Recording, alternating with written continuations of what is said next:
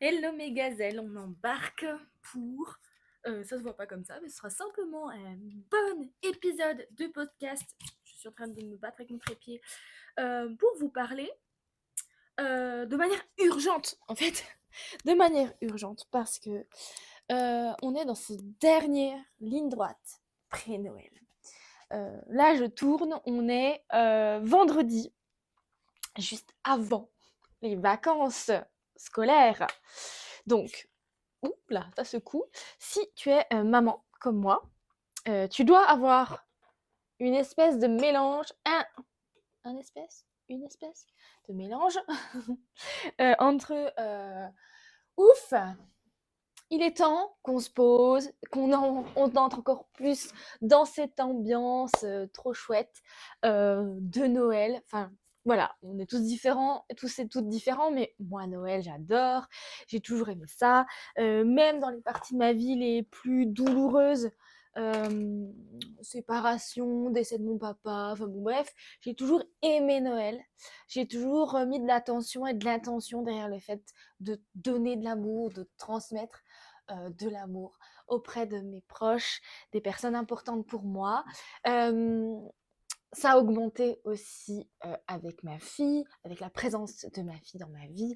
Enfin bon, bref, Noël c'est important, c'est aussi plein de rituels, plein de moments de transmission que, euh, que j'ai envie de faire perpétrer avec ma grenouille. Et puis voilà, dans lequel j'aime m'immerger. Donc, pardon pour les mouvements, hein, mais bon. Et en même temps, tu vis peut-être quelque chose. Voilà, on est mieux quand même avec le sapin. Hein. Oui, allez, retrouvez-moi sur YouTube. Hein. C'est pour les personnes qui écouteront seulement ce podcast. Je vous mets un petit fond quand même un peu plus sympa. Euh, il est très probable que ça fait déjà quelques jours, voire semaines, que tu es dans le rush. Que tu es dans le rush parce que bah, il faut préparer ces fameuses fêtes avec le repas, évidemment la session cadeau. Donc avant de faire le rush pour aller les acheter, il faut trouver des idées, faire la liste de toutes les personnes à qui tu veux offrir quelque chose, parce que je suis quasiment sûre que tu t'occupes aussi de toute ta belle famille. Tu t'occupes aussi des cadeaux, ben, voilà, de toutes les personnes qui te sont chères. En parallèle de ça, ben, faut cravacher, cocotte. Les vacances donnent une deadline sur laquelle on se dit, ben voilà, faut taper dedans pour finir les projets en cours, etc. Tu as peut-être aussi dans ta super to-do list tout ce qui est bilan.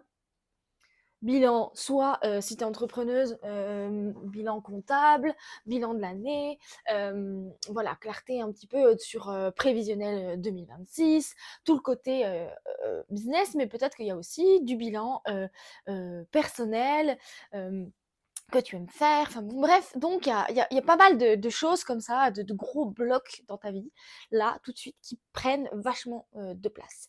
Et je sais aussi que quand on est maman et ambitieuse professionnellement, on a ces deux rôles qui sont centraux, qui sont vraiment deux piliers importants pour toi. Et que cette période de Noël est un peu, comment je pourrais dire, comme une petite pointe d'iceberg, comme ce serait un symptôme ultra intense de ce que tu vis en fait dans ton quotidien toute l'année. C'est comme si ça montait le son sur tous les trucs qui augmentent ben, ta charge mentale et la pression que tu as sur ta vie. Et dans tout ça, ben, la part de ton couple et encore plus celle de ta sexualité passe complètement à la trappe. À la trappe. Ce qui se passe concrètement, c'est que le sexe est vraiment la dernière roue du carrosse. Parce que bah, t'es pas dedans, en fait, tu cogites, tu as peut-être des sensations de crispation dans le corps. J'en ai déjà parlé, mais c'est vraiment intéressant d'observer comment son corps réagit quand ton partenaire te touche. Je trouve vraiment ça vraiment, vraiment incroyable, comme ton corps y ressent. juste par un certain contact, là, comme de la pression, en fait. Hem, Ce qui est possible aussi, c'est que ton corps ne ressente rien. Hem, je ne suis pas, cordonnier le plus mal chaussé, d'accord? J'ai une sexualité ultra épanouissante. Je n'ai jamais eu autant de plaisir lors de mes rapports intimes, déjà, et je n'ai jamais eu autant d'envie, de désir et envers mon partenaire et d'exploration de manière générale. Je pense que c'est aussi le fait que je sois passionnée par mon métier, mais pas seulement. Parce que avant de pouvoir transmettre des choses, je l'ai vraiment implémenté, expérimenté, exploré dans ma propre vie. Et pourquoi je te dis tout ça? Je ne sais plus, j'ai perdu le fil de mes pensées. Je t'avoue que je me suis mis quelques notes à peu près par là, donc j'essaie de retrouver mes moutons. Oui, ça y est. En fait, même moi, là, je suis dans une période, je suis dans la même que vous sur ce à quoi ressemble la fin d'année, comme je viens de te le décrire. Et parfois, des fois, je n'ai pas envie du tout. Et vraiment pas du tout. Surtout qu'en plus, là, moi, je suis en SPM, donc je suis en syndrome prémenstruel, donc je suis dans la phase où on est aussi la plus basse en termes de libido, de désir charnel. Et en plus de ça, eh ben, ma tête, elle est surchargée et du coup, mon corps n'a parfois pas de sensation. Je trouve ça toujours hyper intéressant. Ça, c'est de la déformation professionnelle, hein, clairement. Intéressant de le repercevoir à nouveau dans mon corps, comme mon corps peut ne pas sentir de plaisir. Alors que techniquement, je me prodigue ou mon chéri me prodigue des caresses et des touchés qui sont exactement ceux dont théoriquement et la majorité du temps mon corps a besoin et y réagit, y est sensible. Je trouve ça très très intéressant à voir et donc quand ça arrive, si ça arrive de manière ultra régulière et présente dans ta vie, entre soit de la crispation, de la tension ou de la non-sensation dans le corps, il faut vraiment aussi aller observer ce qui se passe cœur et tête. Donc moi, j'ai toujours ce filtre tête, corps, cœur. Si tu as écouté mes contenus, forcément, tu m'as entendu en parler. Donc vraiment, ça revient en fait. Si tu te racontes que tout ça, c'est normal, que forcément, quand ça fait X années que tu es avec ton partenaire, que vous commencez à avoir beaucoup moins d'envie et que la sexualité devient vraiment ennuyeuse et que c'est normal avec le temps, ou que c'est normal avec le temps, parce que ça, je l'avais vraiment entendu dans d'autres périodes de ma vie, comme quoi c'était normal quand on vieillissait. Le fait d'être plus âgé, le fait d'avoir... donc il y a les deux notions, c'est le fait d'être longtemps avec un partenaire ou d'être plus âgé, passer la quarantaine, voire cinquantaine, et que ce soit normal. Peut-être que tu te dis aussi que tu verras plus tard, que t'as pas le temps là tout de suite, que c'est pas la priorité, que moi j'ai eu ce n'est pas une cliente, hein, du coup c'est une femme qui est venue en rendez-vous sur laquelle on a pu voir un petit peu, donc vous avez toujours accès à, enfin toujours non, mais en tout cas vous avez accès en ce moment à la possibilité de prendre rendez-vous avec moi pour faire le point sur votre vie et voir comment je peux vous accompagner. Donc elle avait pris ce rendez-vous-là et elle était plutôt emballée, tout ça. Et en fait, elle m'a parlé de ses priorités de l'année et elle m'a dit, là, on a la rénovation de la cuisine, quoi. Oui, d'accord. Moi, ça me questionne sur la place que tu mets dans ta vie, sur ton couple et le sexe. Il y a des femmes aussi que j'accompagne qui sont challengées et on avance petit à petit sur ce sujet, comment en parler à leur partenaire. D'ailleurs, j'ai beaucoup de mes clientes qui s'engagent avec moi en accompagnement. Donc, j'accompagne avec mon accompagnement signature, c'est Désir Essence, dans lequel je mets tout ce que je sais sur le corps des femmes, la sexualité féminine, la connexion avec un partenaire. Bref, j'ai vraiment tout mis dans ce programme-là, plus le fait d'accompagner de manière personnaliser mes clientes lors des séances. Elles s'engagent, je vais y arriver, elles s'engagent sans le dire à leur partenaire. Parce qu'il y a aussi cette difficulté que le sexe soit un sujet comme un autre. On parlait de rénovation de cuisine tout à l'heure, mais c'est exactement ça. C'est que tu te dis, le projet, cuisine, réno de la maison ou éducation des enfants ou, budget, enfin j'en sais rien quel sujet est un peu tout le temps en latence comme ça et facile d'y revenir. Programmation des vacances. Là aussi, j'ai eu une personne qui m'a dit: «Non mais cette année en fait on voyage». Donc OK, ben voyage mais tu vas pas t'envoyer en l'air. En tout cas, pas de la manière où ça là se passerait si je t'accompagnais. Ça, c'est une certitude. Hem et donc en fait, hem le sexe doit devenir, pour moi en tout cas, dans les choses que je partage avec les clientes et du coup, dans, pour que ça devienne un sujet comme un autre dans le couple, il faut arriver à lever des croyances. Il faut arriver à déjà se débloquer soi-même, à déjà creuser sur qu'est-ce qui fait que ce n'est pas un sujet comme un autre.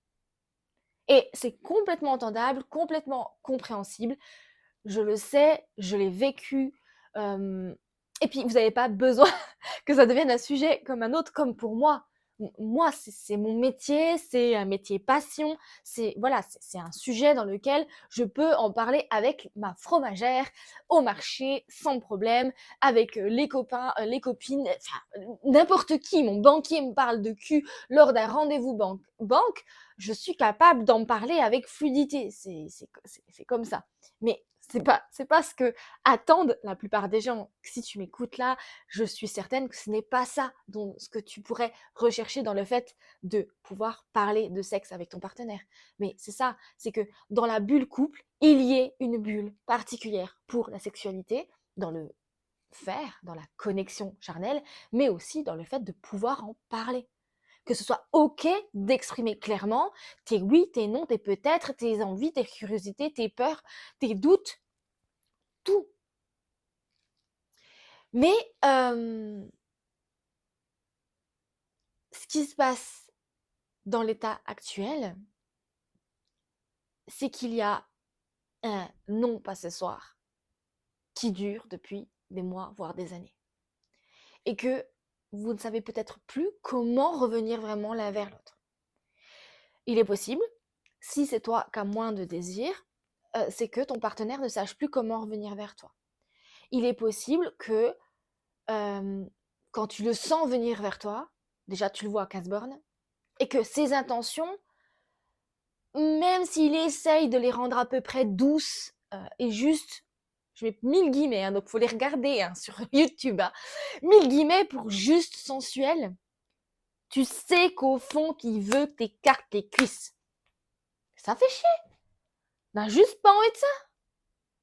Surtout quand t'as la tête qui va exploser. Et ça crée en fait tout ça, un genre de cycle, de schéma répétitif qui, au fur et à mesure de l'enclenchement de ces engrenages, vous éloigne l'un de l'autre. Et vous éloigne de manière physique, parce que il est très probable que vous ayez une fréquence sexuelle plutôt rare, mais il est aussi possible que, en termes de fréquence, c'est plutôt correct. Moi, à mes yeux d'experte, une fois par semaine, pour des couples qui ont une vie ultra chargée, par an possiblement, là, une fois par semaine, c'est pas si mal. Mais quand c'est une fois par semaine et que tu te fais chier, et que c'est tout le temps pareil, et que c'est tout le temps les mêmes positions, et que tu ressens pas grand-chose, et qu'en plus c'est toujours initié par ton partenaire et que tu te dis que tu aimerais bien toi aussi oser être un peu plus spontané, oser aller un peu plus au devant de lui, mais que tu as toujours autre chose à faire ou à penser, ben en fait, on s'en fout de la fréquence. Souvent, c'est une question qu'on peut me poser qui est: c'est quoi la fréquence idéale? Déjà, la fréquence idéale, elle est surtout liée à ton épanouissement, à ton niveau de frustration, comment toi tu te sens dans tes sexualités. Et c'est pas une question de nombre de fois, c'est une question de saveur, de plaisir, de, de, ouais, de sensation, d'enthousiasme, ouais, de plaisir, de gros kiff pendant ces moments de connexion. Je suis sûre que tu te dis que je suis bien gentille avec à te parler de ça, mais que je te rajoute une putain de ligne dans ta to-do list. Que là, à un moment donné, tu es déjà responsable de déjà 1000 choses, que t'es maman pour tout le monde, pour tes enfants, dans ton taf, t'as une posture maternelle parce que tu gères tout aussi.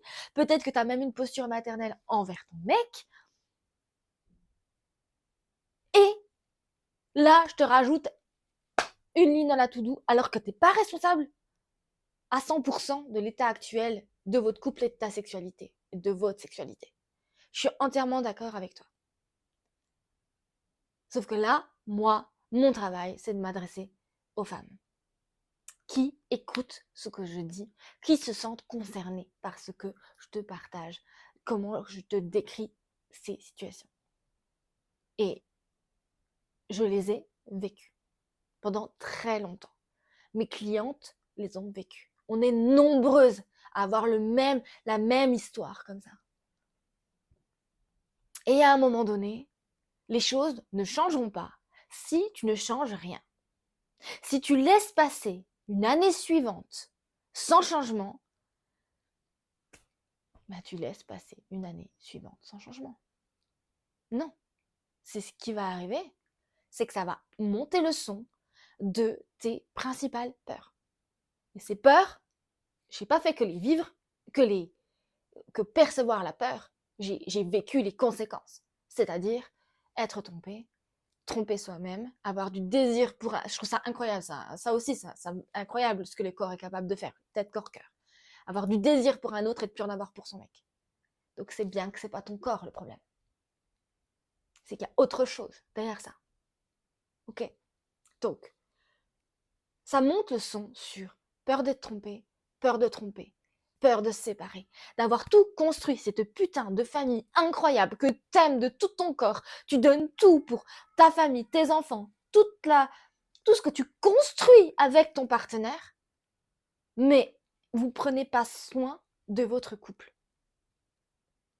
Alors, ce que je te propose maintenant, c'est que début 2026 change drastiquement de 2025, 2024, 2023, 2022, 2021.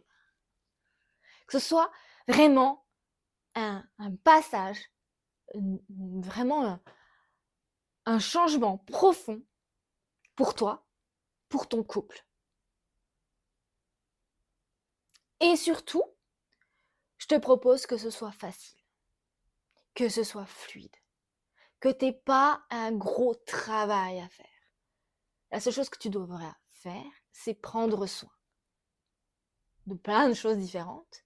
Et comment, moi, je te le prébalise. Je vois le truc comme les pas japonais dans une forêt luxuriante, tu vois, où il y a déjà les dalles préposées, je te les ai installées. Pour que ce soit plus fluide pour toi, pour que ce soit pas une to-do supplémentaire, un truc qui te charge en plus. Et pour ça, c'est très facile, là aussi, tu t'inscris à la masterclass que je t'offre avant la fin d'année, pour t'offrir déjà, dans tout ce truc incroyable de la fin d'année, 1 heure juste pour toi. 1 heure en live avec moi. Donc l'avantage, c'est aussi de pouvoir me poser toutes les questions que tu peux avoir déjà d'ici là. Et aussi, peut-être qu'il y aura des choses que tu auras envie que je développe. Et donc je suis là, 1 heure, parfois un peu plus en fonction des besoins des personnes sur place qui viennent en live pour toi. Cette masterclass, elle est vraiment pour les femmes qui ont une sexualité, mais vraiment merdique.